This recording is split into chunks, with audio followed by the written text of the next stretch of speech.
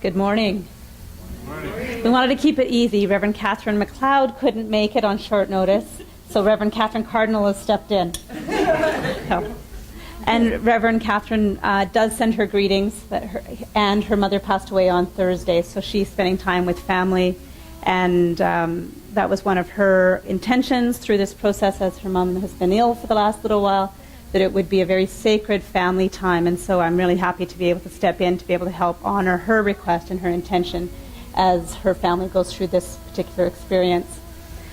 So I also have greetings from my friend Connie, Reverend Connie. Many of you know Reverend Connie and Patrick. And Patrick said as I was leaving, he said, you had no plans for the weekend, now you have plans, and make sure you tell all my friends at the Joy of Life Center that I won't be able to do it quite as well as he does. But hello, greetings. I send my love, me, Patrick and Connie, Mr. and Mrs. And if you have any questions, you can ask me yourself, not next weekend, but the week after, because they'll be here. And they're celebrating his birthday today while camping, so it's really wonderful that they have that opportunity. So Reverend Connie will do a great workshop that day. If you have the opportunity to be here in 2 weeks for that, I know that you will be absolutely inspired and get some gem out of that. So I'm speaking today on the laws of increase, the law of increase. And I'm going to invite you to think about a day on the sea train.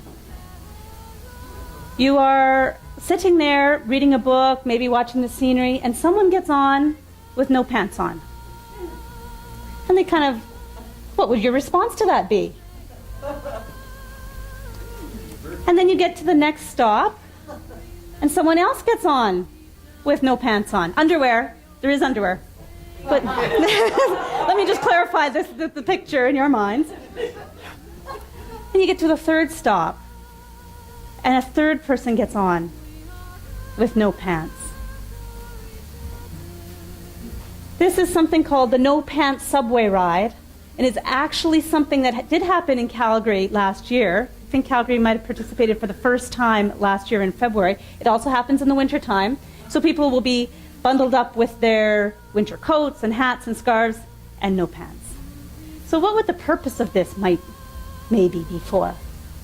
It was started in New York City in 2002 by a gentleman called Charlie Todd, and he has something called Improv Everywhere. And he does these pranks just for the joy of it.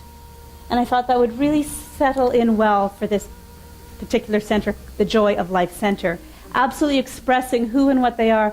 And his goal with these pranks is to just have some fun, to create public chaos, but in a way that is fun and safe and just gives someone a story to tell and maybe a laugh or a smile for the day. And his other goal is out to show that pranks don't have to be harmful or mean to other people. They can actually just be around fun. So Calgary did participate last year, I think for the first or the second time, and Edmonton just joined up last year as well. It has expanded from those initial 7 people that got on that first subway in New York City to thousands of people in 60 countries around the world, all on No Pants Subway Day. So just something to think about as we're thinking about expanding who and what we are and expanding our expression of life and maybe getting out of our comfort zone and finding some way of increasing the joy or expression or life that we want to express. So there's lots of ways of doing that. And I couldn't remember Charlie's last name or what his organization was called, and all I had to put in was No Pants to be reminded, and it pops right up. And the videos are really quite interesting. And through that, I thought I would share one more story, which is a new one that they have just done. And it was just in July, probably about 2 or 3 weeks ago. And he calls them the MP3 experiment. And over 7,000 people participated. And what you do is you download the MP3, and it has some kind of ridiculous instructions on it. And everyone goes to meet at a certain place. So they met at a place in New York that sounds like it's similar to Eau Claire Market. And it's outside on the water, and there's booths with vegetables and crafts. And so the picture looked to me to be a little bit like Eau Claire. And all of a sudden, everyone at synchronized time hit play on their MP3 player, and 7,000 people all start doing the same thing. And the very first thing that they did is, and they're all invited to dress like tourists so that you can't really tell who's who doing what. 7,000 people all hit the ground, laying down in the middle of the market. And then the instructions continue. And if you want to see something that's really quite interesting and fun, I invite you to take a look at the Improv Everywhere YouTube video that shows some of these really neat things just for the joy of it, just expressing. And watching the people on the videos that are participating, they have anticipation. Just before they push the play to hear what their first instruction is, there's this anticipation and this liveliness in their eyes because they're just ready and excitement to be part of this idea that is something bigger than any one person could do.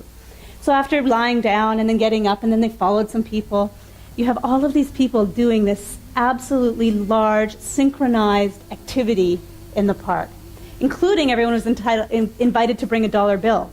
And they started giving dollar bills to random people that were not wearing headphones, so that people that didn't know what was happening all of a sudden started receiving money and not knowing what was going on.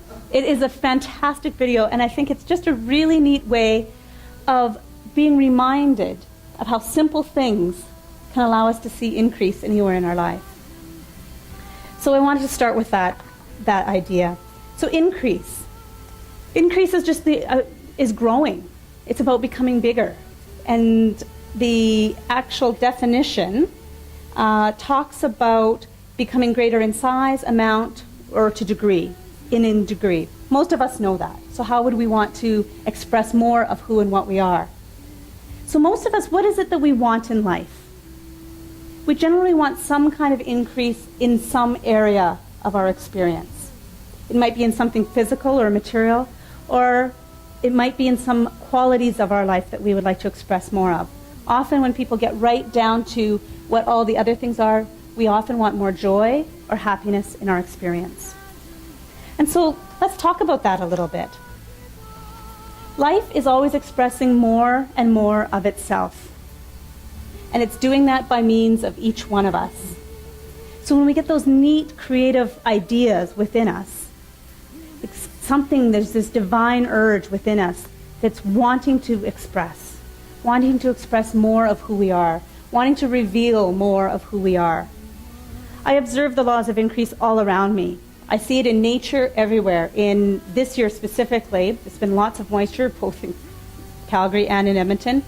Lots of leaves, grass, trees, birds. There's many more animals this year just because nature knows what it's doing. And it's the law of increase happening all around. In my particular garden, it seems that the law of increase has really found its way through the weeds in my flower garden. And weeds are those things that, I call it a weed. I'm sure it doesn't think it's a weed. It's just being itself expressing, but flourishing completely. So there's a neat article in this really great book that I was given, Mind Remakes Your World. And it's a lot of articles from old-time New Thought teachers, I'll say, like from the 1920s and 30s. And I'm going through an idea of trying to figure out what it is that I would like more of in my experience. And when the book was given to me, it's really interesting for me to get back to the basics. And I'm finding reading these articles by some of our mentors and our teachers that we stand upon their shoulders, getting back to the basics has helped me remember some of the basic truths and the teachings of the science of mind. So from an article by a gentleman by the name of Edgar Burrell, he was a divine science minister. Turned out he was also the summer leader at the Victoria Truth Center in the 1920s, and he was a big contributor to the science of mind. He wrote, "You are the power itself, made manifest as you. You are a vehicle of its expression, so let it have its way with you." Let it have its way with you. The creative intelligence that is the universe, that knows how to grow our hair, always increasing, grow our fingernails, growing new skin cells, knowing what it needs to do with our body, that power is greater than any one of us, and it knows what it needs to do. So when we get this idea within us that inspires us, inspires us to take some action or an idea that thinks, oh, I'd really like to do that. That is spirit having its way by means of each one of us.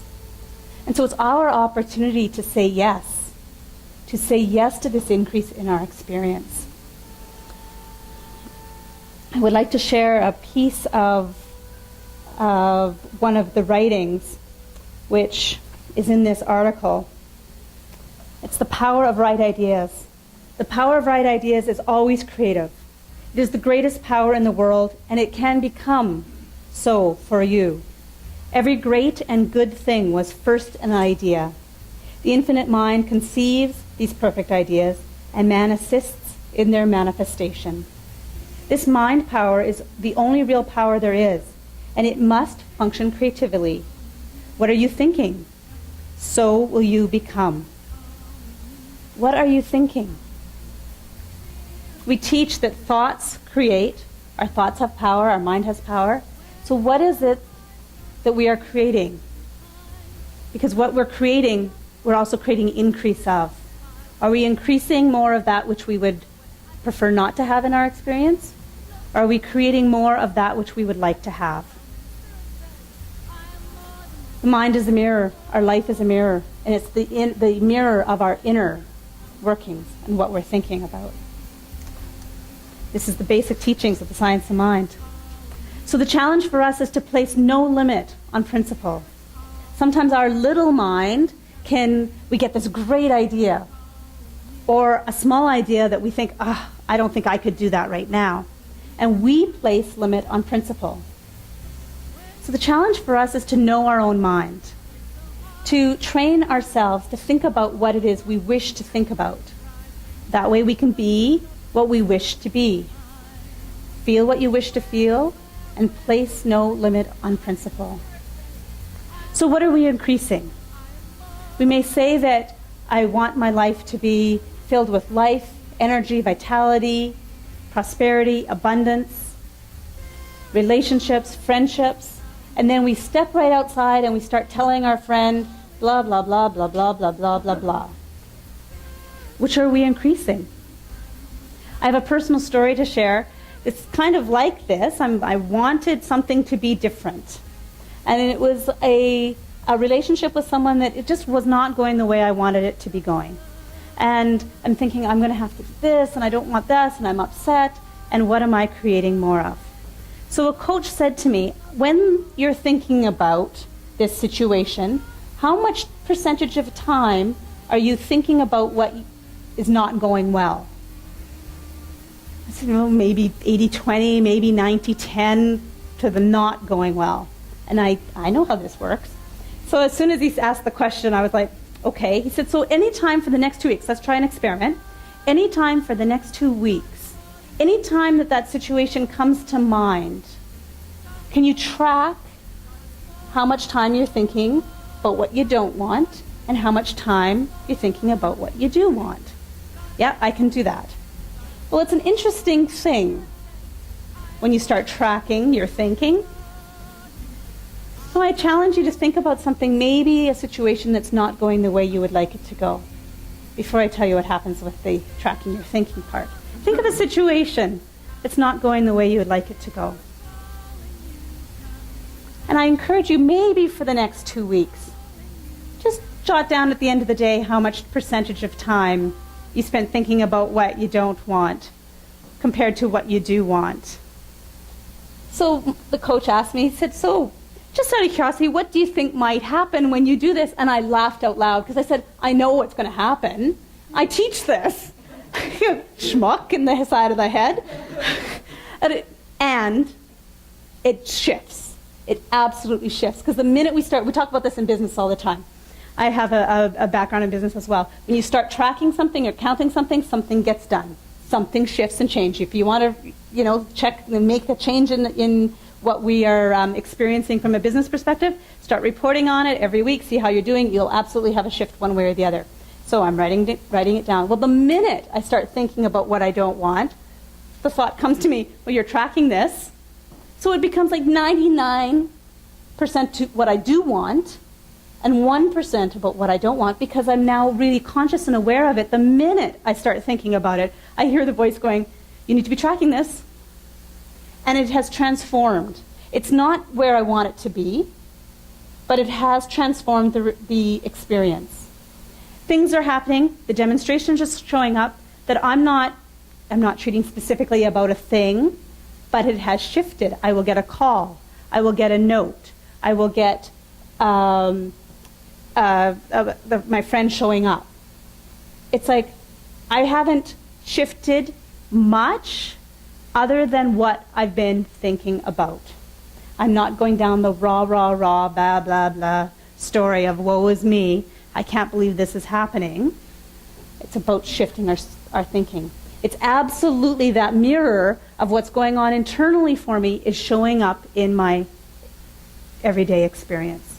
And that's the science of mind, absolutely. So law of increase, and this happens in any area of our life, friendships, relationship, prosperity and abundance, health. What is it that we're focusing on? What is it that we're putting into our mind's eye and thinking about that we want to increase in our experience? Science of mind is a simple teaching. And I can only speak for myself, and I also need to be reminded at times when things are not going the way I think I want them to be going, to have oh yeah, this is what I want to do. Because I was doing my treatment work, and I was nullifying it with the story. Nullifying it with the story. So laws of increase show up in every area of our life. Laws of circulation, laws of cause and effect, through action and reaction. The things that this experience we have called the one mind, God, spirit, it is this something which we think into, and it returns to the thinker what the thinker is thinking into it. So it's reflection and activation, action and reaction, the mirror, the experience. What we think about in our world of individuality is this part that we know, and we need to move it into remembering that the world of soul and the receptivity of our reflection is showing up in our experience. It only reflects what's going on for us. So when something is increasing in a way that we would prefer it not to be, we have everything within our power and control to switch that up. The answer to the prayer, it said, and Ernest Holmes says this, the answer to the prayer is in the prayer when it is prayed. I also switch that up sometimes to say the answer to prayer is also in the prayer when it is prayed. The answer is within us. Absolutely. Emerson said, if you want to have a friend, be a friend.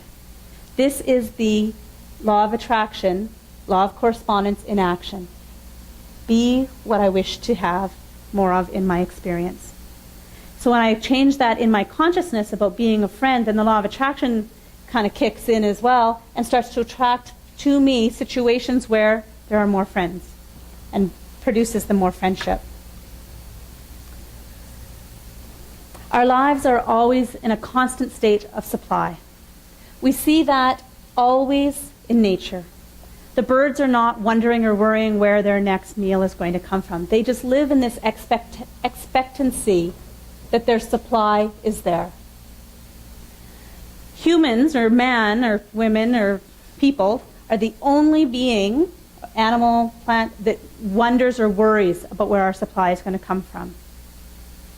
And that's the good news and the bad news. It's the free will that we have to be able to be and live life. It's also something then we need to train ourselves to live in that expectancy of all of our good. All of the rest of nature does that, so it is a law of nature. So it's for us to learn to see how we can live in the expectancy of daily supply. This is the law of increase always. So we talk about the law of correspondence. And I've noticed that every once in a while now, and it's small printing, I moved into the category of sometimes some reading glasses. And in the preparation for this talk, because I've often thought that glasses, again, inside, outside, what am I thinking? Thinking, it's what am I not seeing? What am I not seeing? And I haven't been able to figure out what that was. And I read yesterday that limited vision can sometimes be more around a belief in limited vision or a separation of vision. And I was like, oh, that one fits much more for me. Now, when my eyes haven't been as good, I'm like, So I've discovered a belief, a hidden belief that I need to work on within myself a little bit as I'm moving into this race consciousness idea of being able to, have to have these to see better. So, law of correspondence. The limit of our ability to demonstrate depends on our ability to provide a mental equivalent of our desire. For the law of correspondence works from the belief to the thing. But we can provide a greater mental equivalent through the unfolding of consciousness, and this growth from within will finally lead to freedom. What we demonstrate today, tomorrow, or the next day is not as important as the tendency which our thought is taking. If every day things are a little better, a little happier, a little more harmonious, a little more health-giving and joyous, if each day we are expressing more life, we are going in the right direction. Ernest Holmes. This is the increase in our experience, what we have control or the power over in our experience. It's our choice. So it's the tendency of our thought. So the challenge for us is to continue to release our limited ideas, to grow into what we can embody, to grow our mental equivalent. Sometimes we don't even know where we have some limited thoughts until we hear ourselves speaking, or we're driving through a neighborhood and go, oh, I could never have that. I'm like, oh, wait a minute, I could. A few years ago, we were on a trip in Fort Lauderdale, and my partner and I, he'd rented a bike, and we were doing a bike ride that day from Miami up through Fort Lauderdale and then up to another town that I can't remember the name of it. And we drove along the coastal waters, and I named that trip our consciousness-raising exercise around prosperity specifically, because the homes that were along that route were absolutely magnificent and amazing. And they came not just with, a 2 or 3 or 4 car garage. They came with their own yacht canal space. And most of the yachts were right outside their house as well, so we could see the house and the yacht. And being from Alberta and, not landlocked, I see the lake and the boats that are at the lake. Even having the idea of what some of these yachts are like, that was something that was not even a mental equivalent for me. And it's not something I particularly aspire to have or want or do, but even to know that it's there or possible is an opportunity to raise my consciousness around the idea of my limited mental equivalence. It was amazing, and it was house after house after house for miles. It wasn't just a little small neighborhood.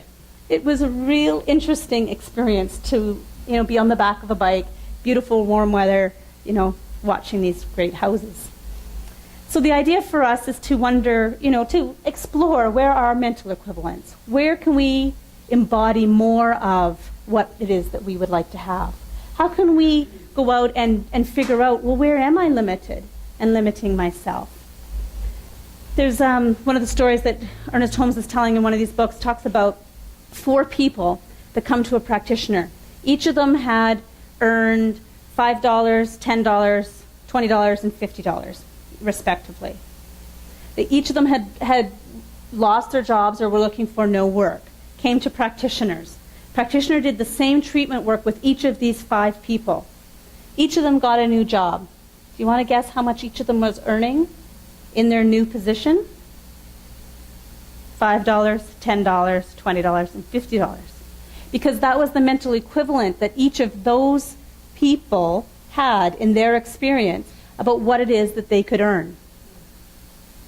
So the practitioner did the same work, but what was able to come into that person's experience was how much they could embody. They had the mental equivalent of, this is my earning power, or this is what I'm deserving or worthy of. So the opportunity for us is to, how do we expand our mental equivalent to see what we can embody? So we can do that by going for walks, asking people questions, talking about people, going on the internet and taking a look at, things that expand our consciousness, reading different magazines that, if we want to be a writer and you think I would like to be a writer, I want to be a writer, go to Chapters and see there's probably 10 different magazines that talk about how to write, how to publish, how to write this kind of, is it stories, is it novels, is it books, is it poetry?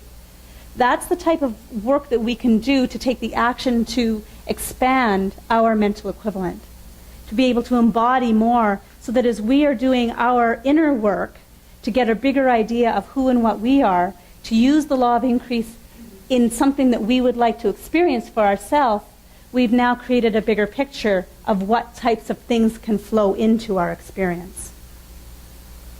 That's how the law of increase works. So we get to take the action. Spirit is infinite. It is always increasing. It's increasing by means of each one of us. We see it everywhere in our society. We have new ideas. An inventor will come up with one new thing, and the next thing you know, there'll be 10 or 15 new different variations of it. Look at iPhone and apps and social media. 10 years ago, nothing like that really existed. Small little pieces. And now it's everywhere. Look at the amount of things that we can save on a small little thumb drive is now, it would have been the size of this building of computer storage that we can now put on something that we can wear around our neck. The infinite is always increasing its ability and its expression by means of us, and it's having our way with us. The nature of supply is our natural state. So we get the opportunity to tap into that, live in the expectancy of good, of that we are always supplied, and step into our mental equivalent of what it is that we want to consciously tap into. And we consciously tap into this by being willing. I am willing to experience more increase in my life in A, in B, whatever that might be. So another minister, she was a president of INTA, which is the International New Thought Alliance in the 1930s, said our pathway of spiritual progress brings us into the realization that God, the good, is all and in all. Its will for us is something wonderful and joyful, now and always. So there is no need to search for the truth. I'm moving on to another Reverend James from the same period. There is no end to the search for truth. As veil after veil is lifted, there shall be veil after veil behind. There is always more life. There are always new vistas of spiritual vision and understanding. So it is our opportunity to use the natural laws of the universe, the laws of increase, to our personal and mutual and societal benefit. This is the power that Ernest Holmes talks about, the power in the universe that is greater than we are and that we can use it. So let's express life to its fullest, to our spiritual magnificence, to our greatness. Let's use the laws of increase to really express the truth of who and what we are. And so it is.